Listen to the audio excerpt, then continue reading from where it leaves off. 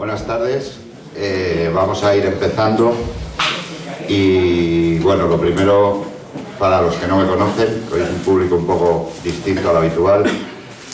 Soy Álvaro Romero, soy el editor del libro y lo primero que quiero hacer es pues, dar las gracias al Espacio Ardemans, como siempre, dejarnos este rinconcito de libertad que se está convirtiendo en una catacumba, este Espacio Ardemans. Así que muchas gracias. Y yo voy a hablar poco del libro, porque luego el coronel Lorenzo Fernández hablará sobre el libro, y yo voy a hablar un poquito más sobre los dos personajes que están sentados aquí conmigo en la mesa. Pues son dos militares, que no voy a escribir la biografía de cada uno de ellos, que para mí es un honor estar aquí sentado con ellos. Son dos militares que son de esos españoles agradecidos a Francisco Franco. Pocos militares, ¿cómo lo digo? Para no molestar, que está la grada llena de militares.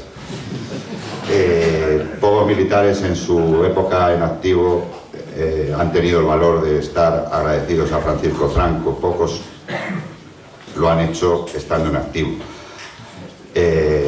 Muchos de los que estáis aquí, pero pocos de los que quedan por ahí fuera.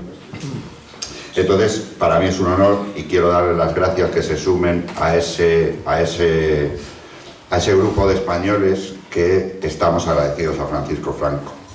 Estamos agradecidos a Francisco Franco tras 30 años de una descarada propaganda de mentirosos, enaltecidos y sumidos en una falsa autoridad para difundir enormidades mentiras contra el caudillo de España. No tengo que recordar el vomitivo texto que hizo Zapatero, aquella memoria histórica del año 2007, pero estos militares que están aquí y los que estáis ahí escuchándonos, no olvidamos, y muchos españoles tampoco olvidamos, que Franco fue un soldado heroico, y vosotros sabéis mucho de eso, con una hoja de servicios impresionante, única, en la que los ascensos por méritos de guerra se sucedían asombrosa y vertiginosamente, para dar lugar a una extraordinaria carrera militar. Eso, quien se lo quiera quitar, pues contra muchos españoles de buena voluntad, van a tener que luchar. Me vais a permitir, siendo el editor, que en cada cosa que diga del caudillo anuncie un libro que mi editorial ha hecho sobre ello. En este caso, sobre la hoja de servicios de Franco, tenemos un libro que es muy bueno, que se titula Francisco Franco, la hoja de servicios de un soldado. Hay muchos españoles que no olvidamos que Franco fue un cristiano ejemplar, tanto en su vida privada como en su actuación pública. Esferas de la acción humana que nunca pueden separarse. Salvó a la Iglesia de España del exterminio físico, al que la revolución marxista la condenaba. Otro estamento, como el militar, que hoy pocos podían estar sentados en esta mesa. Algunos quedan, gracias a Dios, y los que estamos en esta mesa los conocemos, pero cada vez menos. Somos muchos los españoles que no olvidamos que Franco tomó las riendas de una España asolada por la guerra, pero que además tenía una industria escasa y deficiente, y todavía un problema de pobreza y hasta de hambre crónica en muchas comarcas y regiones. Durante su régimen se modernizó el sector primario, se consolidó una potentísima y avanzada siderurgia, industria automovilística y naval. Se creó de la nada la industria del turismo, diversificando nuestras fuentes de riqueza.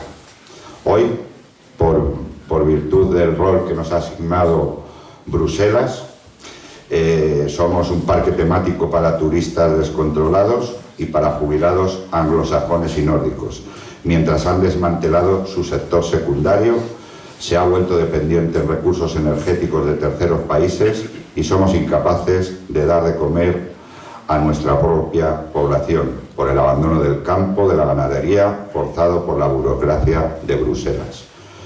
Quien niegue esto, pues también nos tendrá enfrente y aprovecho, como os estoy diciendo, Al respecto, SN Editores tiene 2 libros, Franco y la economía, y Franco, la respuesta de Franco ante la España vacía. Libro que a mí me resulta brutal, lo he leído y había cosas que no conocía, y es un libro verdaderamente impresionante.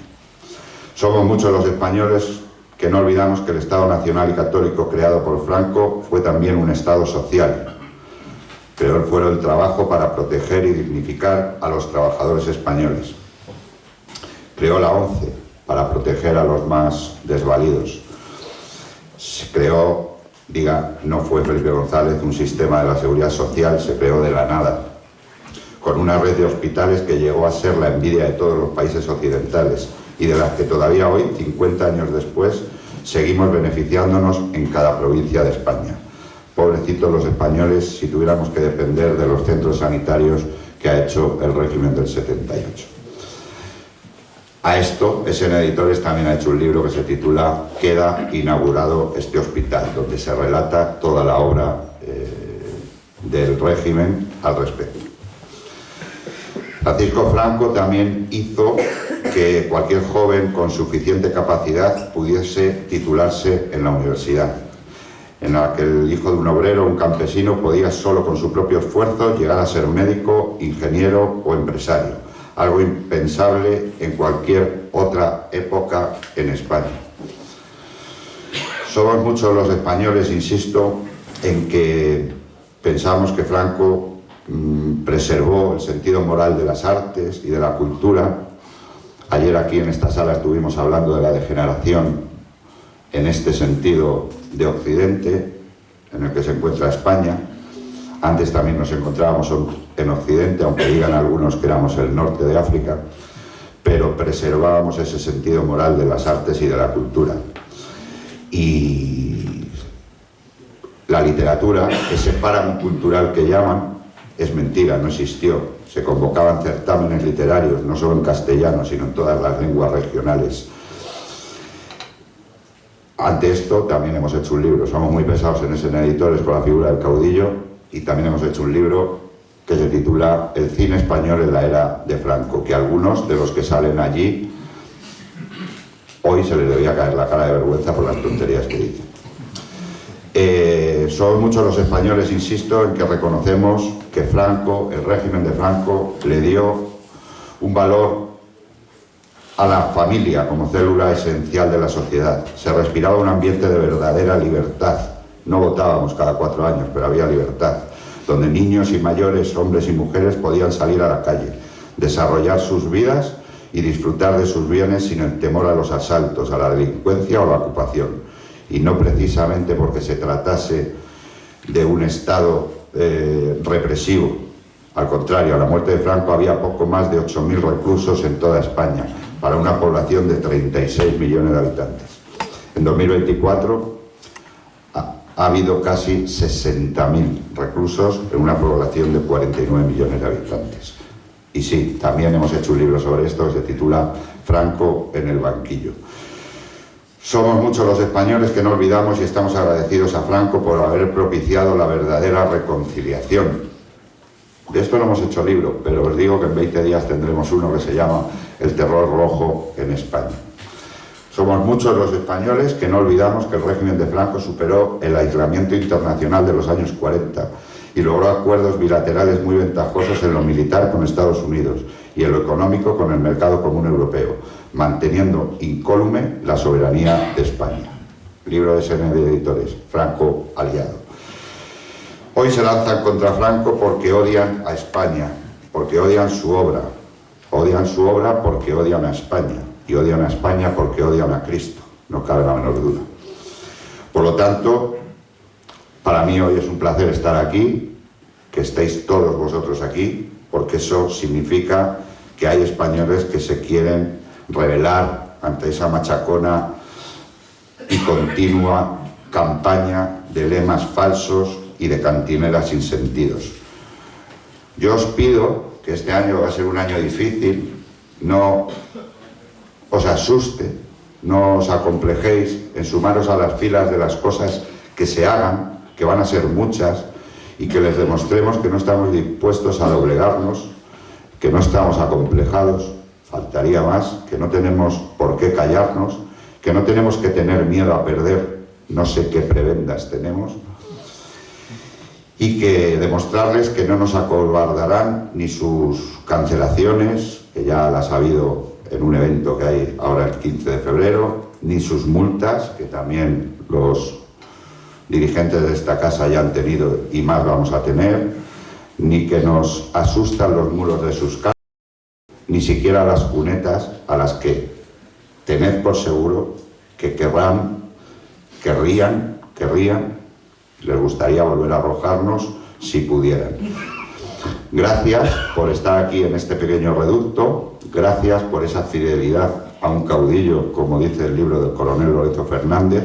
Nos vamos a ver mucho este año, con libros, con actos, con eventos, con respuestas a lo que se nos está preparando, y espero que en el acto final que hagamos y haremos, mi coronel, sabes que lo haremos, estemos muchos más de los que estamos aquí, pero todos los que estéis aquí, he hecho una foto, pasaré lista y espero que estéis en ese acto. Así que os esperamos en este año 2024, como 25, los mejores, que sois los mejores, somos los mejores y no tenemos que demostrar nada. Así que muchas gracias y permitidme, ¡arriba España!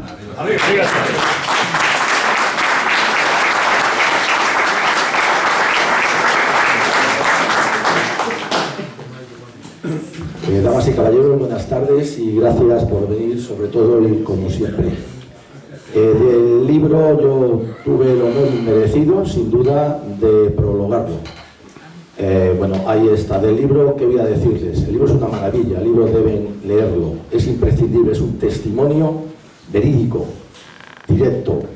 Es algo que no se ha escrito hasta ahora de una persona que tiene una sagacidad, una capacidad de penetración en lo más reciente de nuestra historia, por muy triste que sea, y que además mantiene siempre un tono elegante, al mismo tiempo que también no evita los sarcasmos, que también son necesarios para alegrar un poco la vida. Pero dicho esto, y puesto que él va a presentar el libro, que es lo suyo, yo me voy a centrar en la figura del autor, que creo que también es importante porque es quien lo ha escrito. El autor es el coronel don Lorenzo Fernández Navarro Álvarez de los Paños. Y Miranda. El coronel. Su libro se titula Fidelidad a un caudillo. El coronel Lorenzo es fiel al caudillo, pero es mucho más.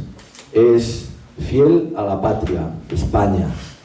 Es fiel al juramento que realizó en su momento y que mantiene a toda costa. Es fiel a la memoria de su heroico padre, que en paz descanse. Es fiel a su familia, mujer, hijos y nietos ya. Es fiel a sus compañeros y camaradas, y es fiel a sus amigos. Si algo puede definir al coronel Lorenzo, es esa palabra: fidelidad, lealtad por encima de todo. ¿Quién es el coronel Lorenzo Fernández Navarro?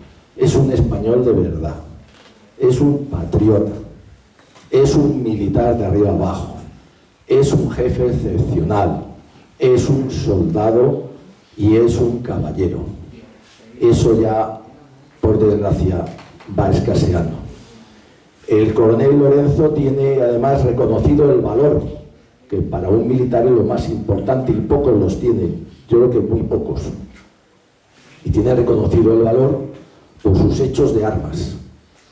Aquellos hechos de armas, sí, lo digo, sí, hechos de armas en La Coruña hace ya mucho tiempo. Pero tiene reconocido el valor todavía más, porque no dudó en entrar a pecho descubierto en el combate más insidioso, que es el de la tergiversación. El coronel Lorenzo fue el único militar, y no ha habido otro, que ha dado todo por España. Y les voy a decir en qué sentido. Miren, en la guerra por la patria hay que dar hasta la vida, es así. Pero en ausencia de la guerra, en la, digamos, paz, ¿Qué es lo más importante que hay que dar por la patria, por España? Pues yo solo voy a decir: el cargo, el destino, el ascenso. Eso que tanto me preocupa y preocupa a tantos. Él salió a pecho descubierto y dio el cargo, el destino y el ascenso. El único que tiene demostrado el valor, yo creo que más excelso que se puede demostrar en ausencia de guerra, en la paz. No me quiero alargar porque él es el protagonista, pero yo sí que quisiera, por favor, rendir aquí un homenaje al coronel Lorenzo, que este acto no sea solamente representación de su libro, sino un homenaje a él por todo lo dicho. Y yo les ruego, por favor, que se pongan todos en pie y griten conmigo: ¡viva el coronel Lorenzo Fernández Navarro! ¡Viva! ¡Viva el coronel Lorenzo Fernández Navarro! ¡Viva! ¡Viva el coronel Lorenzo Fernández Navarro! ¡Viva! ¡Viva España! ¡Viva, ¡viva España! ¡Viva! ¡Arriba España! ¡Viva!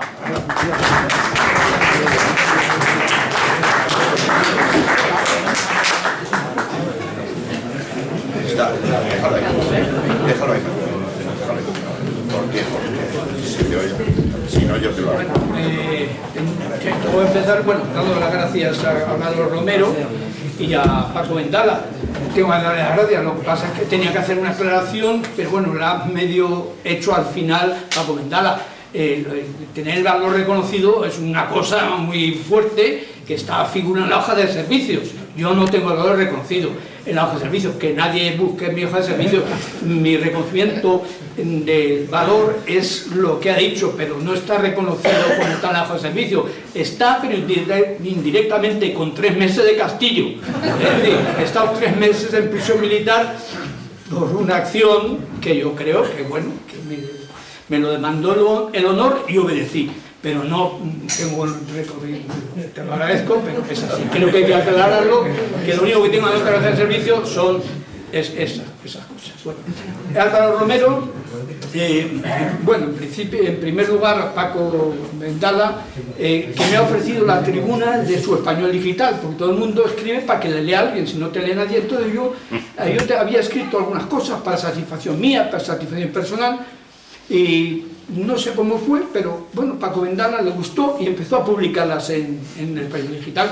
Entonces, de aquellas 2 o 3 cosas que le mandé, que yo había escrito, le gustaron, las publicó, y de ahí pues andaba ya por 60 y tantos artículos, de los cuales este libro es una selección de 41.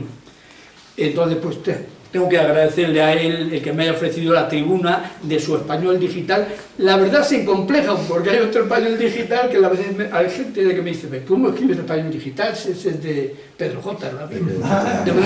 No, es que este es el Español Digital, la verdad sin complejo, que no tiene que ver. Porque a mí cuando me dijeron 8, pues yo no... Bueno, y Álvaro Romero, porque ha tenido el valor de editar un libro tan políticamente incorrecto, porque, hombre, como está escrito en el fondo con humor, pues eso salva muchas cosas, pero vamos, algunos se asustará leyendo lo que va a leer. Pero bueno, incluso las cosas más duras que puedo decir, como por ejemplo sobre el abandono del Sáhara, tengo la satisfacción de que lo más duro que he sacado está sacado de las declaraciones de su majestad a su biógrafo autorizado. Con lo cual, pues si lo dice él, pues él lo sabrá. Bueno,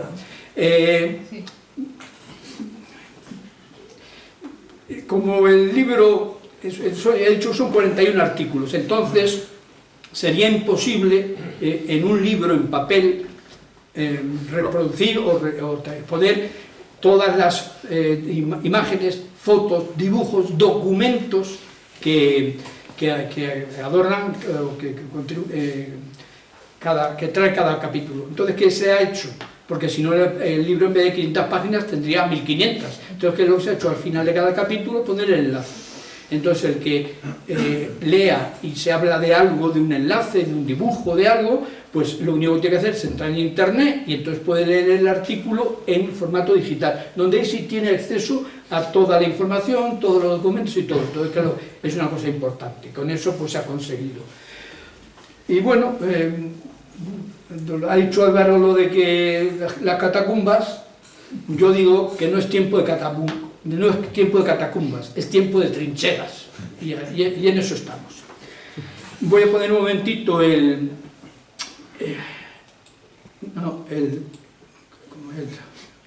índice. A ver, bueno, es igual. ¿Tienes abierto en el no, aquí. Sí.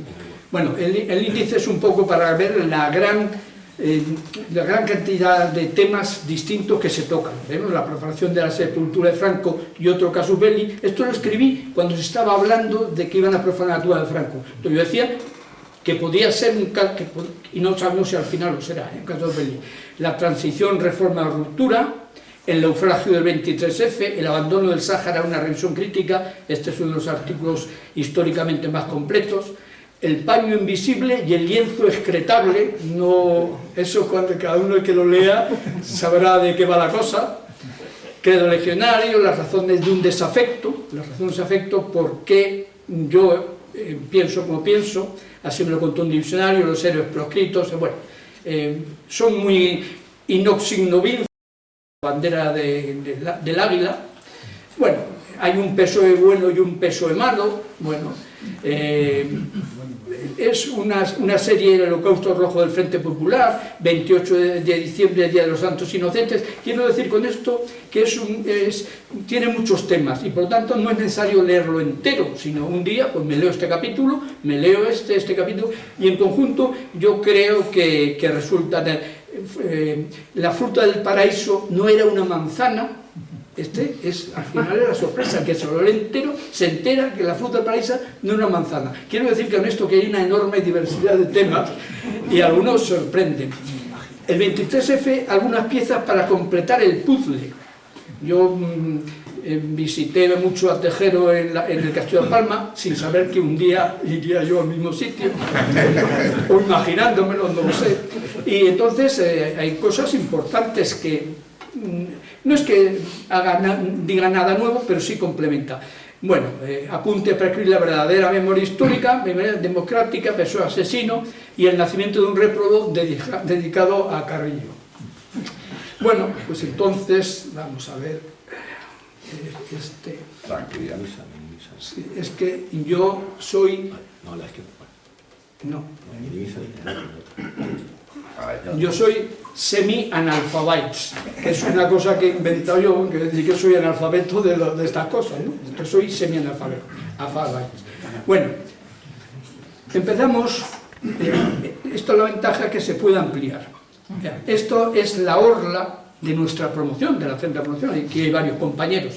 Entonces, la orla donde viene la foto de todos los compañeros. Fijaros, al final, lo que nuestro general Balcázar Rubio de la Torre quiso que figurara en la orla. Y encima, al final, en mayúsculas, por si alguno, éramos muy jóvenes, por si alguno no se había enterado de lo que habíamos jurado. En la fórmula de juramento, juráis a Dios y prometéis a España, besando con unción su bandera, obedeceré el texto. Hasta la última gota de vuestra sangre, contestamos, sí, juramos. Pero aquí viene lo importante.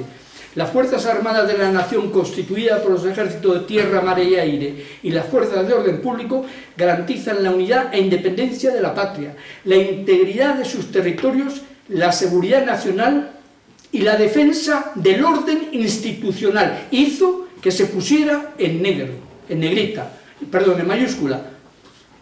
Yo entonces no lo entendí, pero pronto me di cuenta de lo que nos quería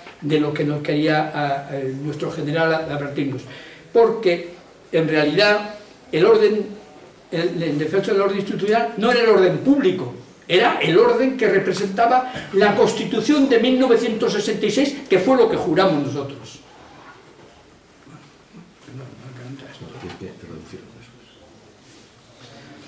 Este libro hay mucha gente que no lo conoce y está muy oculto, pero hubo un referéndum en 1966 en la cual todas las leyes fundamentales y los principios del movimiento nacional se refundaron en lo que era una verdadera constitución. Pues nosotros lo que juramos fue esta constitución. Entonces, que a nadie le extraña, que extrañe cuando se ha demolido y se ha perseguido lo que yo juré, me considere fuera de la ley. la cosa ya empezó por esto. Cuando ahora lo hablaré un momentito, cuando se quitó la estatua del caudillo, aún no había salido la ley de la memoria histórica. Es decir, no se podía decir, no, es que es obligado por ley. No, esto fue un globo sonda. Esto fue lo que nosotros los militares llamamos combate de reconocimiento. Es decir, dijeron, a ver si tragan con esto. Claro, si en ese momento, cuando no había ninguna ley que lo obligara, el GEME, la cúpula, hubiese dicho, esa humillación, el ejército no la consiente. No habríamos llegado donde hemos llegado, pero se admitió, se tomaron medidas para que no se hiciera ninguna foto, pero alguien, pues, ya se encargó de hacer una foto. Se hizo, la retirada de la estatua de Franco se hizo con alevosía y estivalidad. Alevosía y nocturnidad, alevosía y estivalidad. Es decir, se hizo en el permiso del verano, cuando estaban todo el mundo de vacaciones, y cuando un general director se había ido a otro destino, y el que venía, que era el general Álvarez Jiménez de nuestra promoción, aún no se había incorporado, para no hacerle tragar el sapo.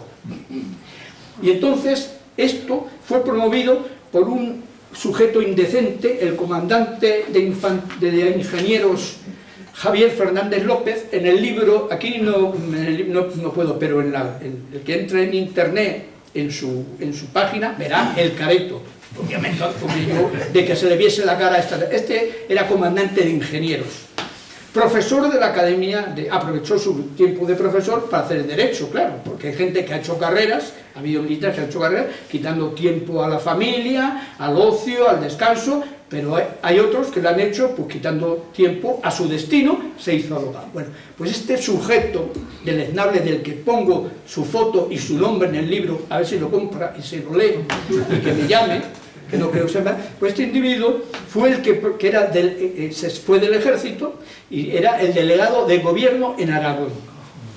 Entonces, pues una vez que se habían quitado la estatua, cuando se incorporó Juan Álvarez Jiménez, el primeraco de nuestra promoción, que en paz descanse, porque ya ha muerto, pues fue a verlo para decirle que gracias a él habían quitado la estatua de Franco. E incluso le comentó cuánto sufría él, profesor, comandante, profesor de general del militar, cada vez que pasaba por ahí y veía la estatua de Franco. Y este bellaco, así le llamo cuando el general Álvarez Jiménez, general de división, entonces le acompañaba a la puerta de la academia, a la barrera, le dijo, ¿quién me iba a decir a mí un día que el general director de la academia me iba a venir a despedir a la puerta? Y Álvarez Jiménez le dijo, no te equivoques, no vengo a despedirte a ti, vengo a despedir al delegado del gobierno en Aragón. Cuando Álvarez Jiménez, que en paz descanse, me lo contó, dije, no puede haber una cosa más bellaca y una respuesta más caballerosa. Entonces, cuando me decidí escribir el artículo, pues llamé al general Jiménez para que me autorizara a recoger eso en una cosa que se publicaba y que iba a tener difusión. Me dijo, por supuesto, autorizado. Y no solamente eso, sino que en los comentarios que se suscitaron en ese artículo publicado, uno de los, aparte del, creo que el general Coloma es el primero, es uno del general Álvarez Jiménez, en que de esa manera él está, dando testimonio de que es cierto cuanto digo. Si en ese momento el ejército se hubiese resistido legalmente, esto no se habría publicado la ley de la memoria histórica, que es el origen de nuestros males. Y si cuando yo hice un informe sobre la ley de memoria histórica, en vez de arrestarme, hubiese el GEME o el GEMAR, o los dos, hubiesen dicho, lo que dice este coronel tiene razón. En vez de eso, en vez de arrestarme, hubiesen hecho eso, no habríamos llegado, porque, bueno, a seguir. Bueno, esta es una increíble fotocomposición del coronel de artillería Jesús Flores Tíes, que tenía una página muy simpática que se llamaba El Implacable. De hecho, uno de los artículos es un in memoriam de cuando murió. Vean, pues entonces es una fotocomposición alegórica impresionante. Entonces, una foto de sus compañeros de la 9ª promoción, que están en la academia, seguramente está mirando a la izquierda porque vienen desfilando los cadetes en un acto, la ha compuesto, pues era un genio. Entonces ha compuesto la foto de la grúa llevándose a la estatua y el ejército mirando por otro lado. Es una auténtica obra de arte. Yo siempre digo que hay que poner fotocomposición porque hay gente que se lo podría creer, ¿eh? Hasta como está el panorama y aún habría gente que preguntará, ¿y no aplaudieron? Es decir, es una fotocomposición del coronel Florestíes. Bueno, y aquí ya entramos en palabras mayores. Este es el informe reservado que hice en su día, que me supuso que me cesaran el destino, me impusieran un mes de arresto, ¿eh? Entonces esto es un documento histórico, porque ahora el que lo lea dice, joder, ¿qué razón tenía este coronel? Porque no lo voy a... No quiero alargarme, no sé si... Tú calcula tus tiempos, pero vamos. No, pero, de todas maneras, en la página 404 o 402 del libro... Se sabe las páginas, yo no sé. No me sé la página. He tenido que buscar en el libro para decirlo ahora. Tengo una memoria de... 402, me están chivando. 402, ¿no? Pues lo he reproducido a 402. Porque claro, la esencia de este informe reservado, es advertir al mando de lo que es la ley de la memoria histórica. Digan lo que digan y todo el preámbulo que hace y todo, mareando la perdiz. Su esencia, y yo digo, ¿es que los generales no se la leyeron o qué pasa? Su esencia es que el 18 de julio se quebró la legalidad vigente y por lo tanto no puede haber otra legalidad que la dimanante del 14 de abril del 31. Con lo cual, no es que va contra Franco, es que va... Sí, contra Franco, contra la Constitución, contra el rey, con todo. Es decir, hay que volver al origen de que se perdió la legalidad. Entonces, yo, bueno, pues, párrafos, ¿eh? Tampoco pretende, como proclama, la reconciliación de los españoles, pues trata de establecer con rango de ley quiénes serán los buenos y quiénes los malos, y por ello no promueve la coexistencia de símbolos que ya la hay, sino la supresión de los símbolos de los malos, excepto cuando su retirada no sea posible, en que se exige su acompañamiento. Toda la letra y el espíritu de la Ley 52/2007 trata de establecer el principio de que la única legalidad institucional es la anterior al 18 de julio del 36. Y entonces digo, sin entrar en detalle de tamaña falacia, conviene recordar que la proclamación de la República fue enteramente ilegal. Ilegal o alegal en su inicio, pues las elecciones que dieron paso al cambio de régimen eran municipales para determinar la composición de las corporaciones legales, no un plebiscito para determinar la forma del gobierno de la nación.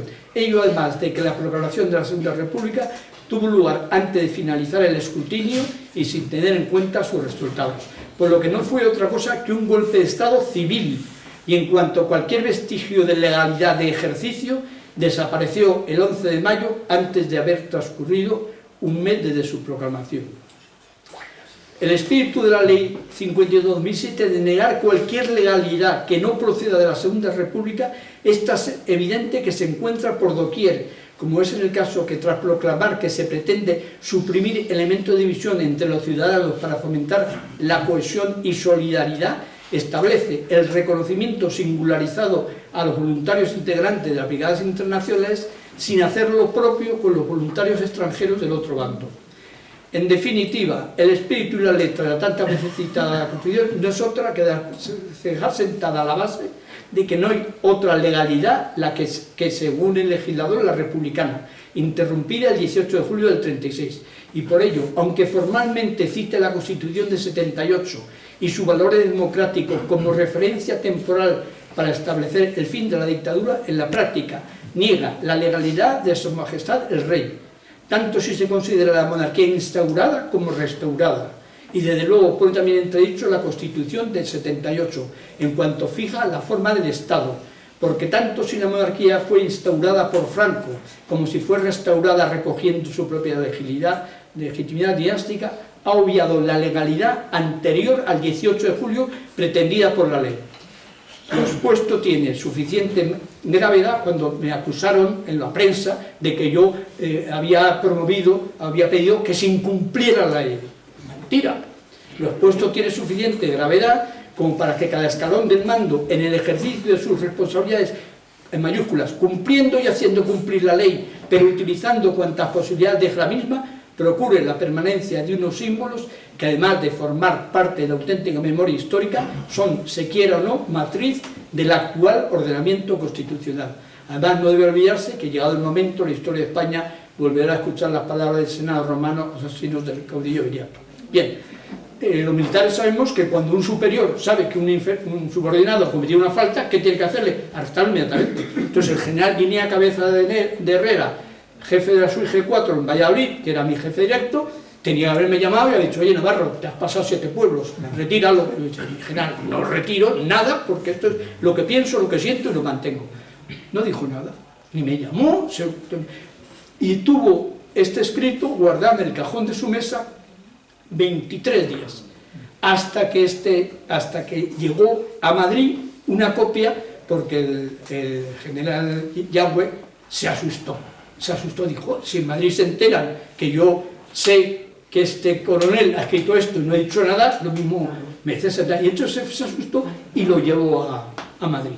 Y entonces se produjo lo mismo que se está pasando ahora con el fiscal general del Estado. Interesaba, esto era a 1 de febrero, en enero, y el 8 de marzo eran las elecciones generales. Interesaba que hubiese tensión, el famoso micrófono abierto de Zapatero y Iñaki Gabilondo, y que sí, nos interesa que haya tensión. ¿Qué tensión interesaba? Ruido de sables. Miren lo que ha escrito un coronel de La Coruña. Y entonces, el GM, el Senado, quien fuera, entonces filtraron a la prensa frases de este detalle.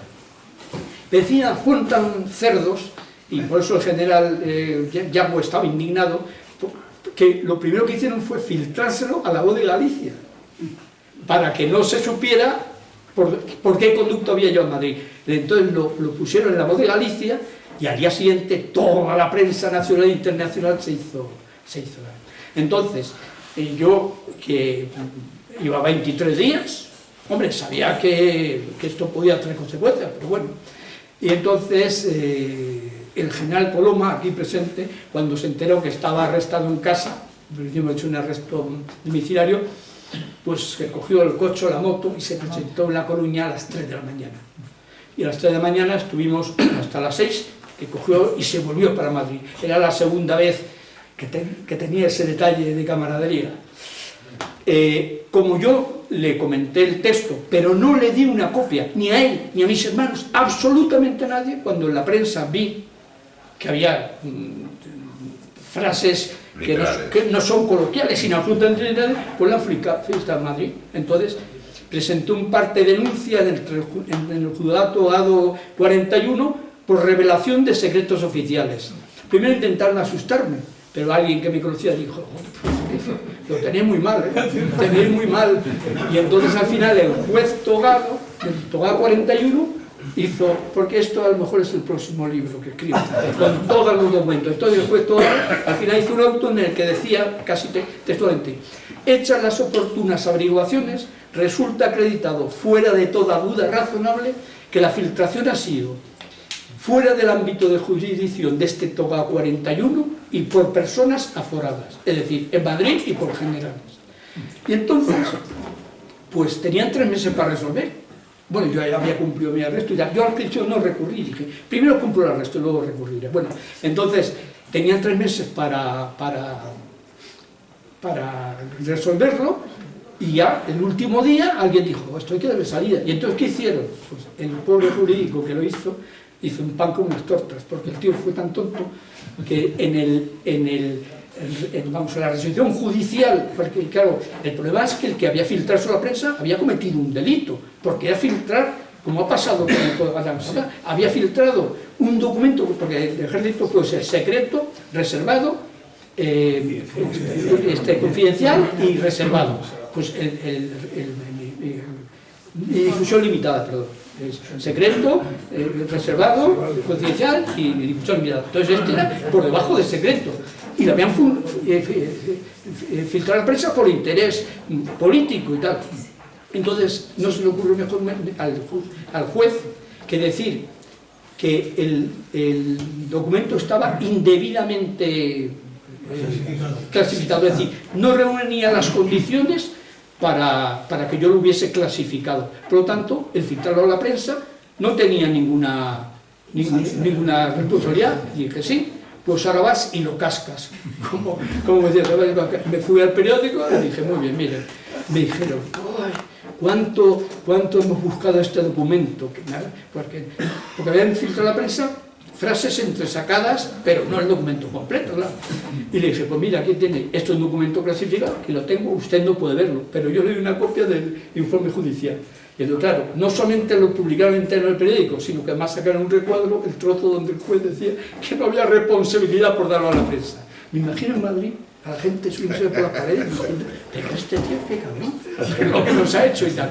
Bueno, el hecho es que gracias a eso, el problema fue que así como mi arresto y todo eso había salido en toda la prensa nacional e incluso internacional, esto nadie se hizo eco de ello, ningún periódico. Pero bueno, en la hemeroteca quedó, primero porque en ese periódico está ese día publicado y luego porque ahora está en el libro, ¿no? Y ese fue por lo que este documento que ahora aparece ahí está desclasificado, es decir, no hay ninguna posibilidad. Y esto también es muy simpático, claro, esto es el arresto que se me impuso, Entonces se me impuso un arresto, en principio de un mes, luego quisieron que fuese preso a Alcalá de Henares, entonces me hicieron un expediente por falta grave. Bueno, no voy a entrar en eso, porque está aquí el juez instructor que tuvo las narices de decir... Bueno, ahora voy. Entonces, este es el informe.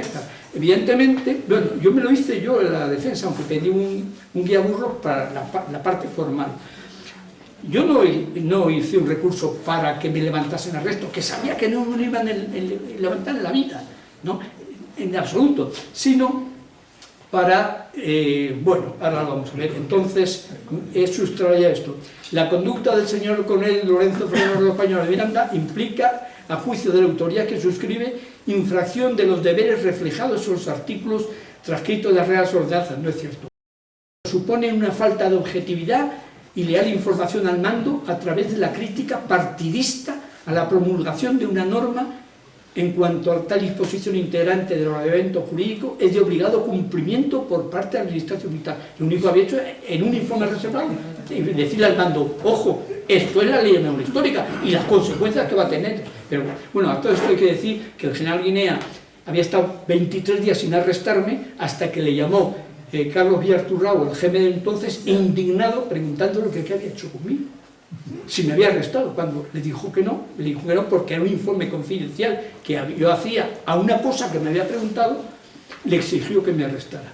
El general Guinea Cabeza de Herrera, artillero, podía haber dicho a mi general, llevo 23 días sin arrestar al coronel, arréstalo tú que tienes también atribuciones, pero quería volver a Tampa, a una canonjía, y entonces... se dijo, 23 días después me arrestó y me hizo bien, entonces yo mi recurso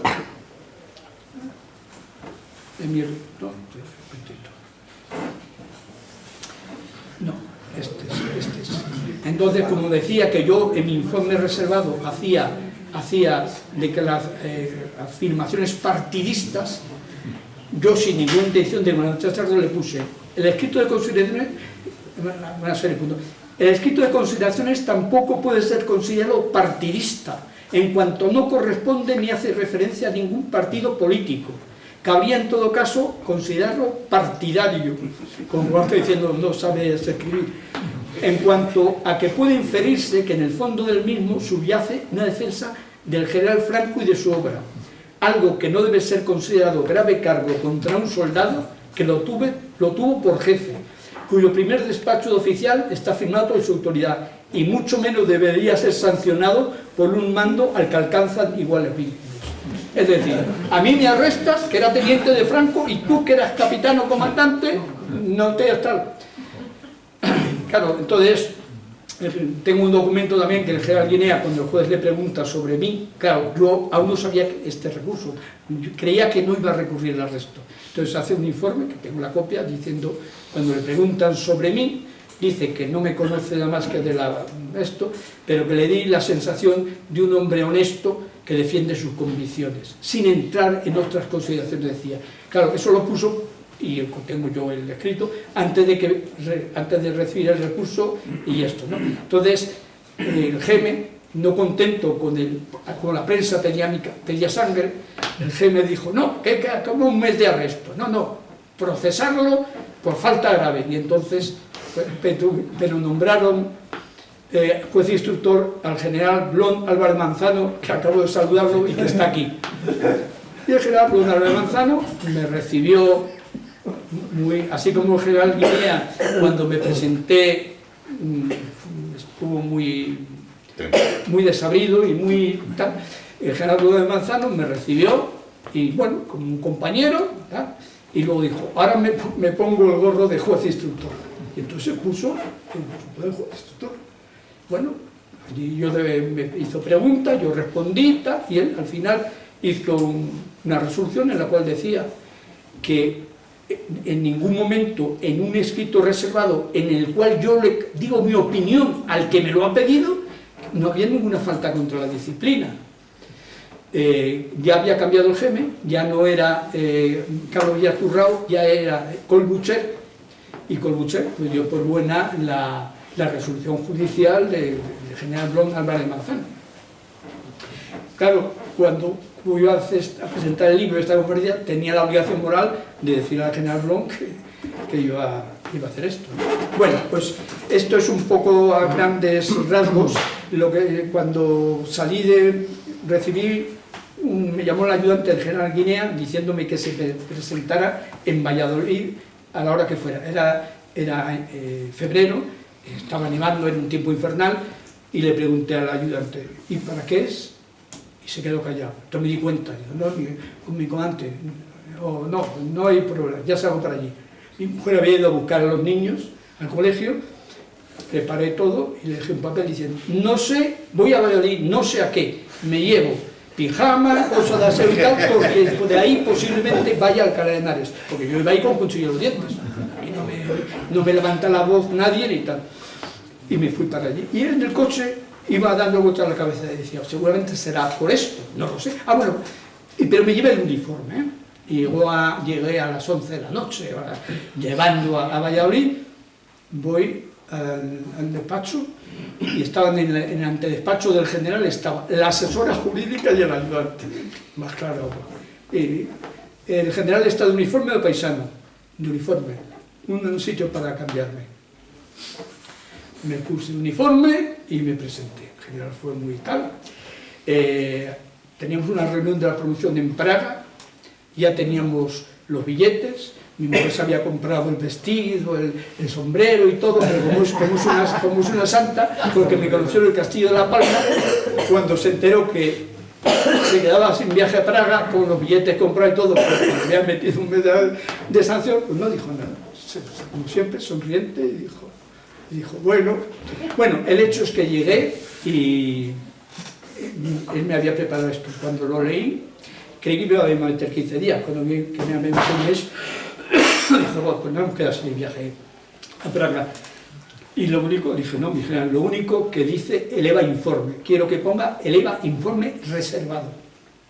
Como debía ser lo mismo que él le había dicho al jefe, cuando el jefe le llamó indignado, ¿por qué no me había arrestado? Le decía, mi general, porque es que es un informe reservado que eleva mi autoridad, un subordinado mío, cuando le pregunto una cosa, no puedo decir, no, es que me encanta la ley de memoria histórica.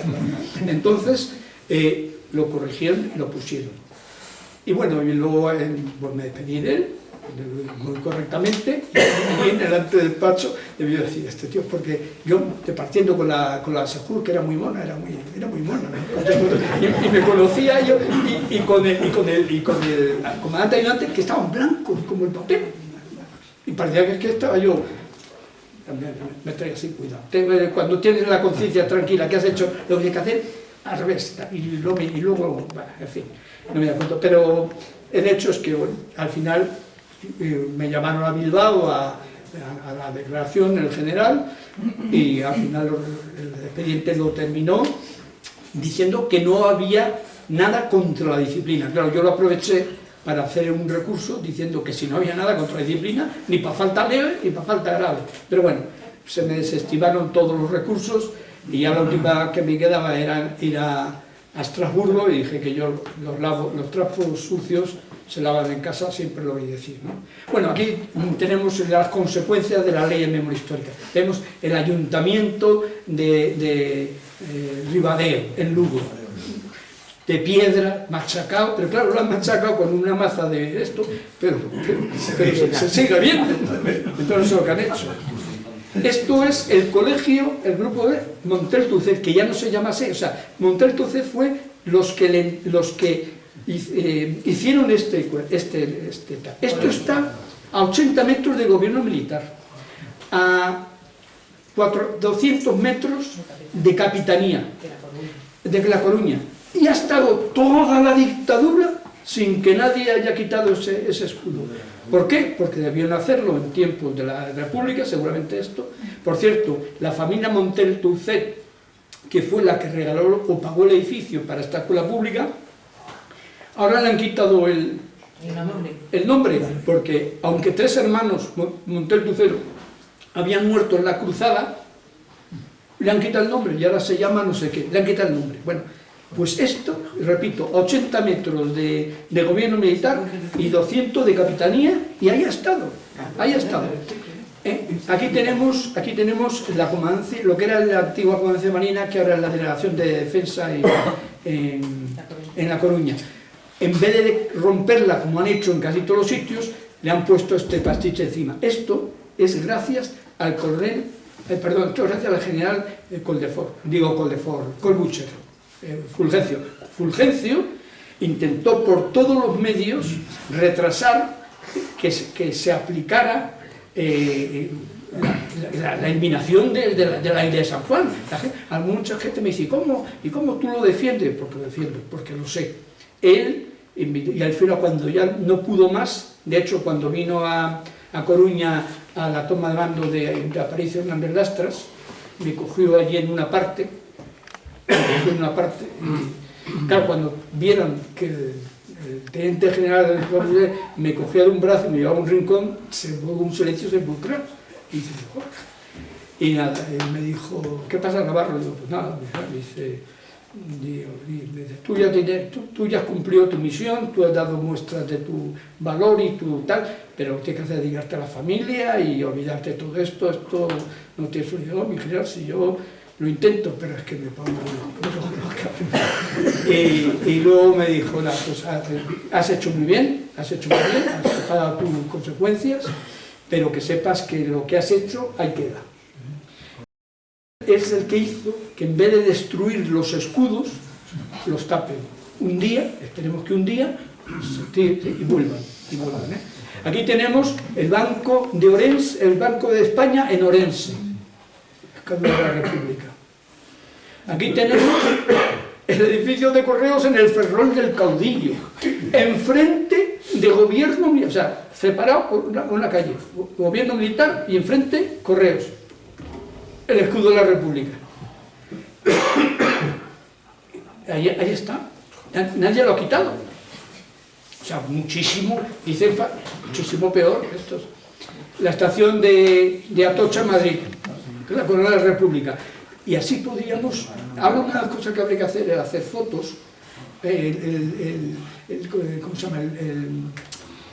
El que está aquí enfrente de esto, Reina Sofía. No, el Banco de España de Agricultura. No, el Ministerio de Agricultura. La Agricultura tiene un escudo republicano enorme allí. Ahí está. Entonces, habría que hacer una recopilación de todo esto y presentárselas. Bueno, como en mi escrito decía que la República había sido ilegal, porque se había sido un golpe de Estado incruento, pero no de Estado, y además decía que había perdido la legitimidad de de ejercicio ya el 11 de mayo, con la que me comentes, conseguí este pequeño libro que hizo la propia República. O sea, la República, a raíz del golpe del 34, la batería está muy baja, está enchufado, ¿no? Bueno, tú sigues. No, joder, no, que ahora viene, pues seré que ahora viene lo... Ahora viene lo mejor. Ahora viene lo mejor, pues a ver, ¿por qué? José. A ver... Artista. Bueno, mientras... A ver, ¿por qué se ha apagado esto? Porque te hacen boicot, Lorenzo. Una gargadera.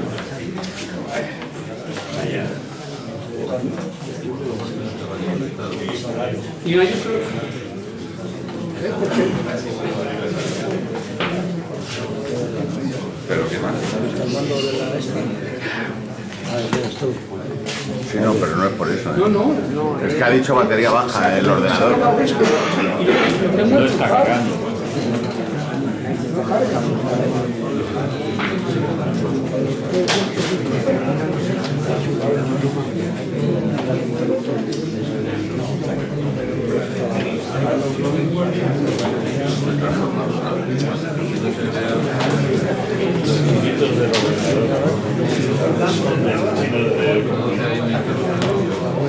Que hable sin imagen.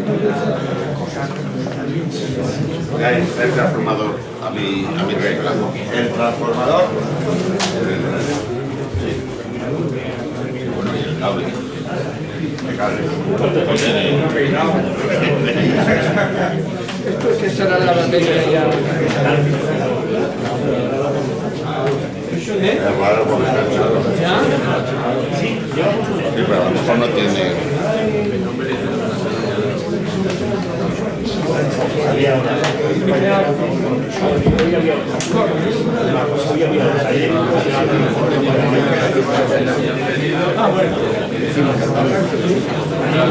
Un placer y muchas gracias.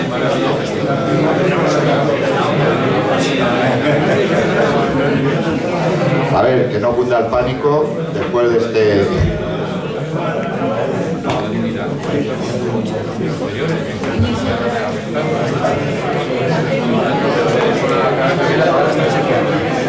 ¿Qué pasa ahora? ¿Qué pasa ahora?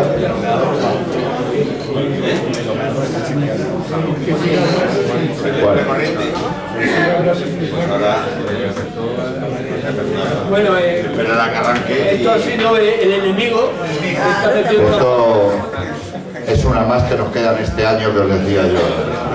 Un sabotaje.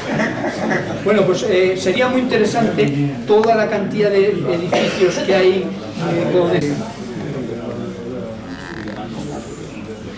Sí, no, ahora ya lo que voy a hacer ahora es ya primero las imágenes y luego si hace falta el tema del color fiesta, porque es una pena, porque aquí hay ahora algunas de las imágenes, aunque repito, el que tenga curiosidad por Ese es el ordenador, ¿no? Sí, el que tenga curiosidad por ver todas las ilustraciones o los documentos, lo único que hacer, coge, viene el enlace al final del artículo, entra y lo ve. Bueno, aquí Lo tenemos... primero es comprar el libro, luego ya... Bueno, entonces la República tiene que hacer, como lo pone la masonería de toda Europa, pues, digamos que tras la represión que hizo la República con la revolución de Franco, para meterlos en cintura, pues tuvo que hacer este libro. Este era el libro, vamos a ver.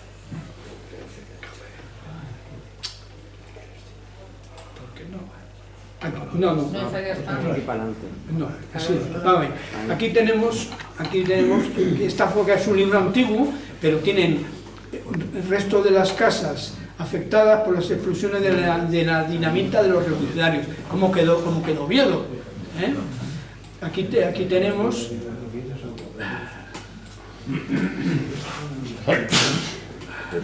Oviedo destrozado por la dinamita. Una casa particular de la Felguera y un cuartel de la Guardia Civil destruido. La Revolución de Octubre en Asturias. Esto lo voy a ampliar para poderlo leer. La Felguera, arriba, los restos pulverizados y calcinados de 33 soldados víctimas de la explosión de la dinamita provocada en el camión que ocupaban. Abajo está donde quedó el camión, el arcón con los restos del camión. Claro, y esto no lo ha hecho Franco, esto lo ha hecho la República, en defensa de la República se llama el libro que habéis visto. Esto también es muy bueno. Este sujeto que se ve aquí, claro, esto lo hizo porque la República, en defensa de la República. El periodista don Javier Bueno, director de Avance, diario socialista de Oviedo, fotografía que muestra claramente las llagas furunculosas que padece y que se han hecho pasar torpemente por huellas de supuestos martirios. Este es el certificado médico, el que un médico dice que lo que tiene es una sífilis galopante, y entonces estos son los bubones de la sífilis, pero lo publican en el periódico como si fuese torturado por los regulares y la Guardia Civil, y entonces esto, el libro de En defensa de la República, lo recoge desde torturado por la fuerza de represión. Y ahora, este es un librito, y ahora por curiosidad, armamento y explosivos cogidos a los rebeldes hasta el 3 de enero. Armas ligeras, 89.354. Una guerra. Pistolas, 33.211. Fusiles ametralladores, 149. Pistolas ametralladoras, 98. Otras armas, 711. Cañones, 41. Esto es lo que han cogido los revolucionarios en Asturias. Explosivos, dinamita en cajas, 10.820 cajas de dinamita, bombas, 31.000 y pico, petardos, 3.000 y tal, cartucho de dinamita, 50.585, municiones de fusil y escopeta, 97.000 y pico, de pistola, 255.000, de cañón, 1.177, es decir, que hubo una auténtica, como ahora, es triste que lo tenga que decir Fiomoa, o sea, los que vienen de allí son los que dicen, no, si la guerra empezó en octubre del 34, ya se ve que no es un simple algarada, no, es una auténtica guerra, por eso tuvieron que llevar a la Legión y a los regulares, porque es que se les iba de las manos. Esto fue el primer intento de la República, del PSOE, de cargarse la República de derechas, que decían ellos, y imponer la literatura del proletariado. Aquí tenemos esto es nada menos que el 11 de mayo del 31 en Málaga, o sea, la primera quema de conventos. Esto es Areneros, y aquí es curioso porque la fuerza pública no está desmontada con los fusiles en la mano. Están ahí seguramente o impidiendo que lleguen los bomberos o qué están haciendo. Esto es los guardias de asalto. Guardias de asalto no se vea que estén intentando proteger, están subidos a los caballos. Aquí tenemos la famosa foto, como lo cuento en el libro.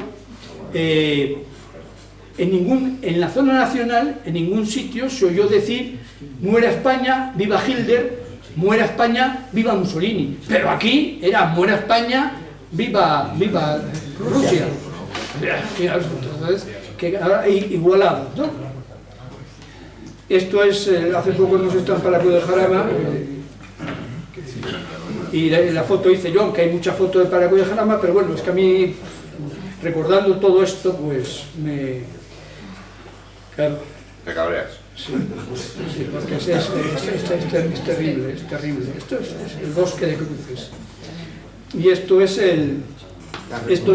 también está en el libro, es una viñeta que me hizo mucha gracia, un chiste, se ve a Carrillo llegando abajo y dice, ¿se puede? Y le dice el demonio, ¿bromea?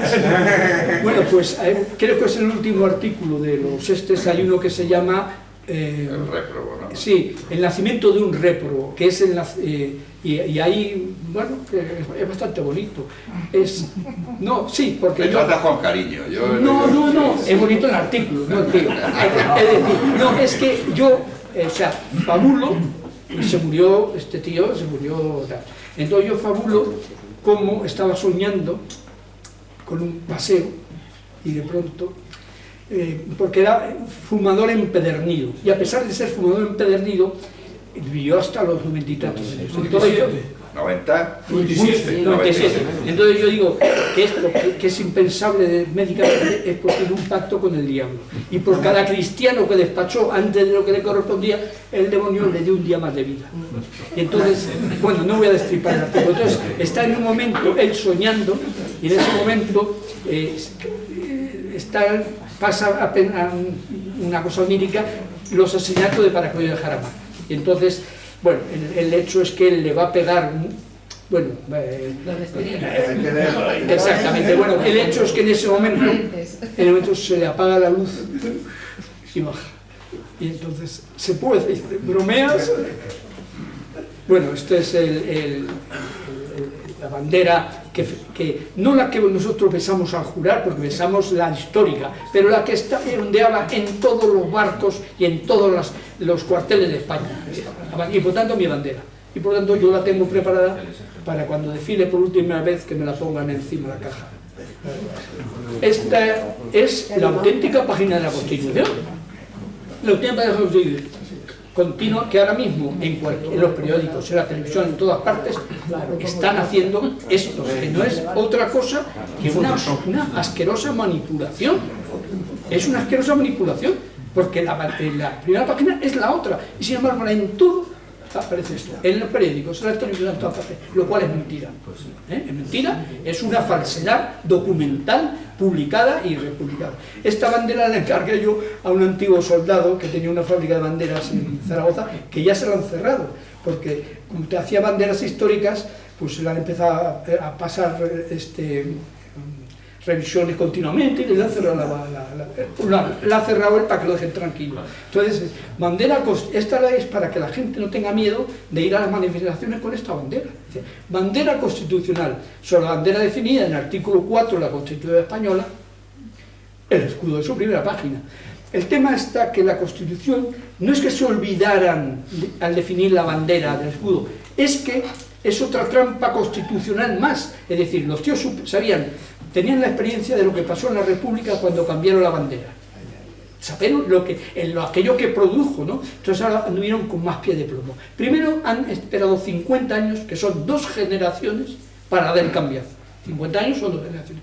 Y segundo, si en ese momento dicen, o sea, cambian la bandera, primero la gente se hubiese dado cuenta que no era una reforma, que era una ruptura, que es lo que es la ruptura. Y entonces dijeron, no ponemos nada, no ponemos el escudo, y cuando esté la cosa, cuando nosotros veamos que, entonces lo hacemos. Claro, a mí esas estafas, pues me han engañado hasta que me di cuenta que me han engañado y entonces aparentemente. Bueno, aquí tenemos el testamento hológrafo de Franco. Esto tiene una importancia brutal, lo voy a ampliar un poco. Vamos a ver, esto es letra senil, esto lo escribió Franco cuando se estaba muriendo, 10 días antes o 10 días antes, es el testamento hológrafo de Franco. Entonces, su hija o quien sea ha aclarado algunos términos que no estaban claros. Entonces vemos, por ejemplo, aquí pone presencia, a la presencia, ¿no? Presencia no se leía bien, han puesto presencia. Quise vivir como católico, han puesto abajo para que se entera que pone católico. Perdona, aquí había entusiasmo, porque no se lee bien. Aquí rodeéis, pero ojo, aquí al futuro rey de España, y en don Juan Carlos está puesto con una letra distinta, mira abajo, dice, y que rodeéis al futuro, rodeéis, para que se aclare, al rey de España, del mismo afecto y lealtad que a mí me habéis tenido.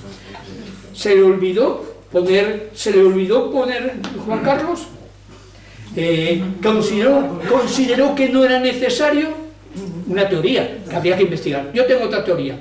Cuando en verano tuvo la flebitis y estuvo al punto y entonces hizo la entrega al príncipe de la jefatura del Estado interinamente, antes de estar curado volvió a su puesto y le quitó la estatua. ¿Por qué? Porque sabía que estaba en tratos con Hassan para entregar el Sáhara. Y entonces Claro, ya era tarde para cambiar todo. Y entonces dijo, bueno, pues yo no pongo a Juan Carlos, pongo al rey de España, porque él ya había preparado una monarquía. Entonces esto es una cosa muy importante y muy grave, porque yo dije, bueno, pues esto, porque yo siempre tuve, por un lado lo que había jurado, y por otro lado, su último testamento, donde nos pedía que fuésemos leales con el rey. Pero cuando vi que la lealtad que tenía que tener no era el rey Juan Carlos, que no lo había dicho Franco, sino lo ha puesto otra lado de ahí, ya me quedé bastante más tranquilo. De todas maneras, en el momento en que yo me he puesto fuera del sistema, fuera de la ley, es cuando Su Majestad Juan Carlos I firmó de su real mano la ley 52/2007, en el cual, en esa ley contra la que hice el informe, declara a Franco un proscrito. Dice, sí, pues yo ya no puedo ser leal. Como soy leal a Franco, ya no puedo ser leal a esto. Me daba mucha pena que se estropeara el ordenador y no llegara a esto.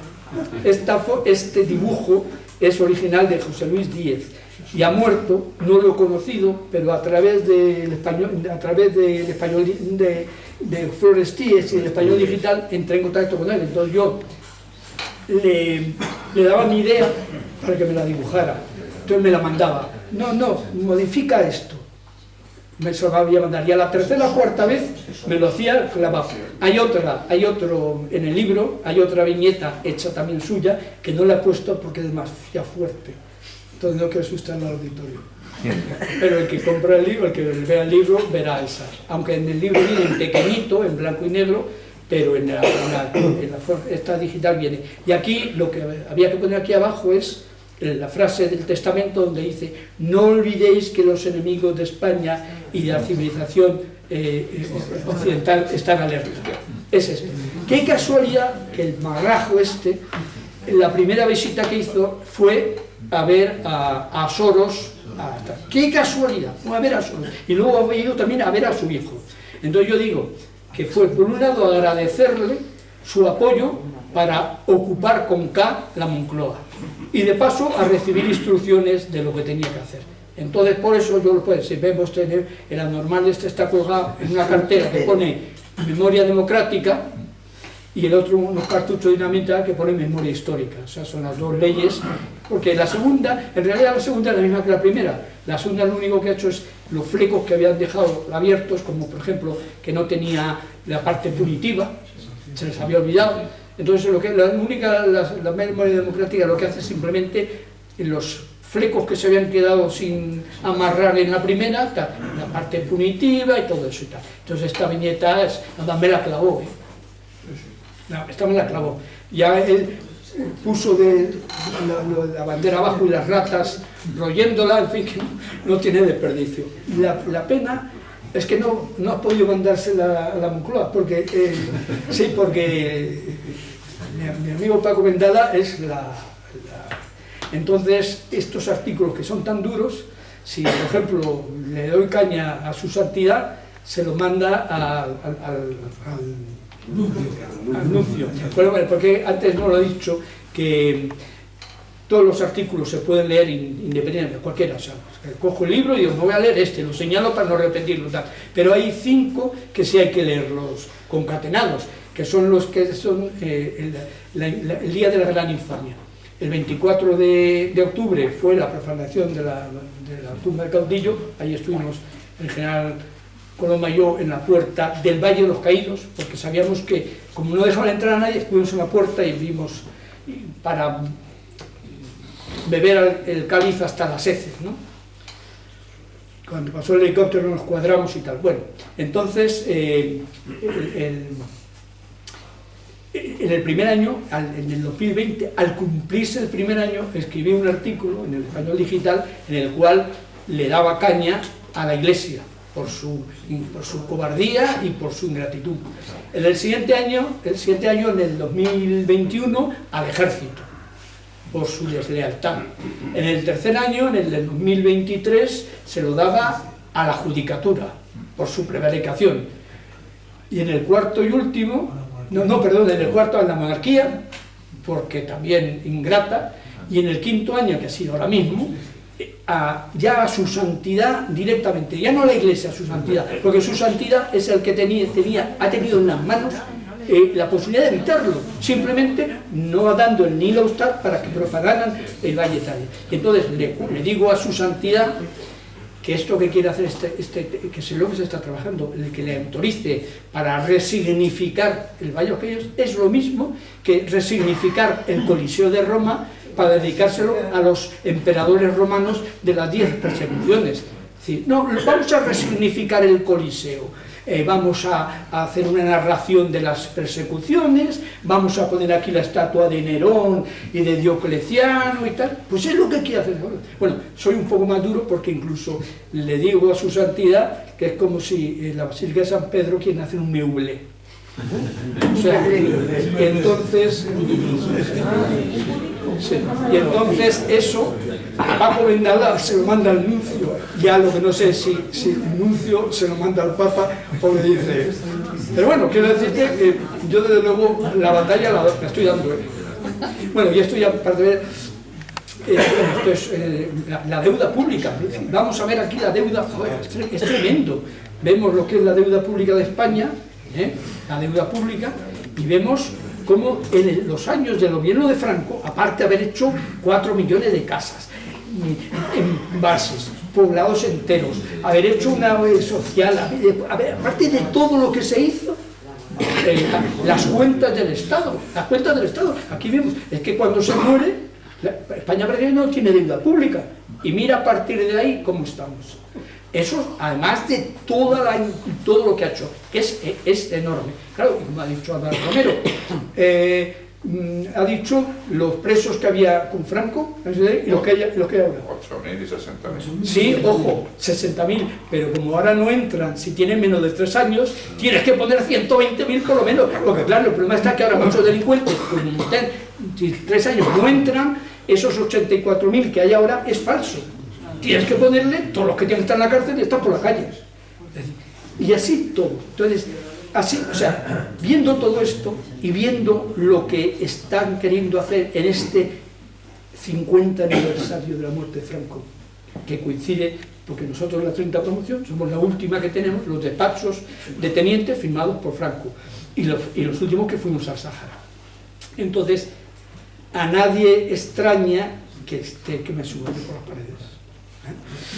Y entonces, pues ya, tampoco quiero ser más, ya te voy a terminar, y entonces digo, haciendo mías las palabras de Blas Piñar, cuando tantos eran leales hasta la muerte a Franco, hasta la muerte de Franco, dice, leal hasta la muerte a Franco, sí, hasta la muerte de Franco, pues yo seguiré siendo leal a Franco hasta mi muerte. Y entonces,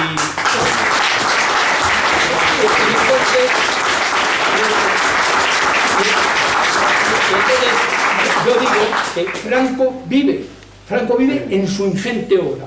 Como ha escrito el general Coloma, los hombres pasan, pero las obras quedan. Entonces, Franco vive en su ingente obra y en la lealtad de los que fuimos sus soldados.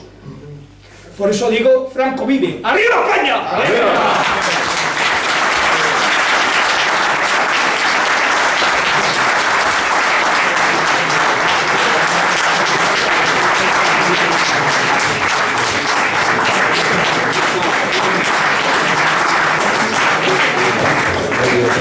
Bueno, mi coronel, no sé si estás ahora en edad para que te puedan arrestar, pero si no, date por jodido.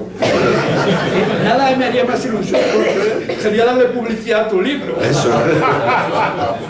Bueno, pues para terminar este emotivo acto y yo como franquista, que todos sabéis que lo soy, me emociona bastante. Vamos a terminar con un par de preguntas porque se nos está haciendo tarde, aquí se quieren ir y seguro que queréis que os firme el libro El Coronel. 2 preguntas. ¿Alguien tiene alguna pregunta? Allá al fondo, Álvaro. Dale fuerte para que se te oiga. Quería que volviera a explicar a la gente un poco lo del al juramento militar, a las leyes fundamentales y a los principios. Eso la gente no lo entiende bien. Y demuestra que se juró unas leyes y los militares que no las cumplieron fueron muchos, que pusieron muchas excusas, pero hay que recordarlo. Y también la reforma política, que puedo explicar un poco esto. ¿Cómo lo vivió usted? No, pero te estaba preguntando cómo lo viviste. Ya, vamos. ¿Cómo le recordaron a los militares que eso iba a ser una reforma? No, vamos a ver, claro, es que hay que leer, el que se lea el libro lo entenderá perfectamente. El que lea el libro lo entenderá perfectamente. Vamos a ver. A la muerte de Franco, todo el mundo contaba con que había que hacer una reforma. El primero era Franco. En el libro de Pilar Urbano dice que es precisamente Franco el que pone en contacto al rey, al príncipe, con Suárez. Él sabía que había que hacer una reforma. El problema es que se engañó miserablemente a los españoles y no se hizo una reforma, se hizo una ruptura. Se reforma, en el libro lo cuento, se reforma lo que se quiere conservar, lo otro es demoler. Entonces ya incluso la ley que facultó la reforma es una ley engañosa, porque se llamó Ley para la Reforma Política. Ley para la Reforma Política. Cuando se había pactado ya con los enemigos de España y de Franco la ruptura, porque en ese momento la inmensa mayor parte de los españoles sí querían una reforma para más o menos adaptar la democracia orgánica, porque era una democracia orgánica, a la democracia liberal europea. Entonces había que hacer una reforma, que era lo que quería hacer Fraga, una reforma. Sin embargo, los enemigos de España y de Franco querían una ruptura. Y entonces se hizo una ley de la reforma política que excluía taxativamente un proceso constituyente, con lo cual fue, como llamo yo en el libro, es una estafa, porque el pueblo español han pasado 50 años y ya ellos se han cambiado, digamos, han conseguido a la población, pero en ese momento los españoles... Claro, en ese momento los españoles lo que querían era una reforma, y la ley se llamó la de la reforma política. Si en ese momento se hubiese dicho a los españoles, ¿qué queréis? ¿Una reforma o lo que quiere la izquierda? La ruptura totalmente bien. La gente hubiese dicho la reforma, pero se pactó una reforma para la ley para la reforma política, pero luego en realidad se hizo una ruptura, es decir, se demolió desde sus... esa pregunta. La otra, lo que pensamos nosotros solamente pensamos en el ejército, en España, en Franco, en la unidad de España. No teníamos esas sutilezas políticas que las he descubierto yo con los años, claro, leyendo en aquellos momentos. ¿Qué se te pasaba a ti por la cabeza? Que sabías que había unos tíos que eran enemigos de España y de Franco. Bueno, nosotros éramos leales absolutamente a aquello. Fuimos al Sáhara creyendo que íbamos a entrar en fuego contra Marruecos, convencidos. Así fuimos voluntarios, la gran mayoría de la promoción fuimos voluntarios al Sáhara cuando estaba la cosa así, y cuando nos vinimos, y fue cuando la primera vez, como está en el libro, me sentí engañado, porque yo recuerdo, es una pena, yo le escribí a mi padre una carta y no la conservó, en cual le decía: papá, dentro de poco estaré en casa. ¿Por qué? Porque cuando llegó el príncipe al ayuntamiento, todo el mundo, mira, lo que decía la prensa, ha venido a estar con su ejército y tal. Y yo le decía a mi compañero: ¿pero qué me estás contando? Nos vamos, porque ¿qué ha dicho? ¿Que no se va a derramar una gota de sangre? Es que nos vamos, y lo vas a ver en el mono igual. Dice, si dice que no va a haber una gota de sangre, es que no hay voluntad de defender esto. Con lo cual nos vamos. En efecto, el 10 de enero estaba allí. Y entonces fue cuando me di cuenta, dije, nos han engañado. Ha venido aquí a decir... Y lo bueno es que en ese artículo, que es un artículo muy documentado, lo más duro que saco está sacado del libro... Pilar Urbano. Del de Villalonga. Se llama Perfil Biográfico Autorizado. No es una biografía, es un perfil biográfico autorizado. No es una biografía porque, claro, esto indica lo tonto que es, porque podía haber dicho: mira, Villalonga, no toquemos el tema ese como no vamos a tocar lo de mi hermano. Pero no te metas en el jardín de hablar del Sáhara cuando tú mismo te estás metiendo en el fango diciendo: lo entregué de acuerdo con el moro. que es tremendo, que es que no se entera. No, pero la gente lo lee tampoco ¿Eh? le presta atención. Ha dicho el coronel, me parece, que tenemos el relato, ¿no?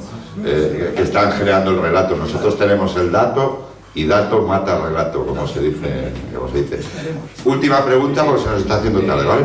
Una pregunta muy concreta. ¿Cuántos telediarios cree que le quedan al actual rey Felipe VI después de haber promulgado la ley de memoria democrática? Pues yo creo que muchos, Yo y yo creo que muchos. Y yo pienso que si al final se salva la monarquía, la corona, va a ser por la princesa. Sí, porque los españoles somos muy sensibles a la belleza. Y entonces, pues claro, oye, la verdad es que no es por nada, ¿eh? Guapa es. Bueno. Tú a ver, y si no saca los genes de Isabel II... Bueno, vamos mal. Bueno, pues damos por finalizado el acto, no sin antes de decir que para mí es un honor que estéis aquí esta promoción, que es la más histórica, la última que firmó el caudillo, con lo cual habéis dado... Son flojitos. Él es de la 28. Bueno, no os peguéis, pero para mí es un honor que estéis aquí. Muchas gracias y el coronel os firma los libros.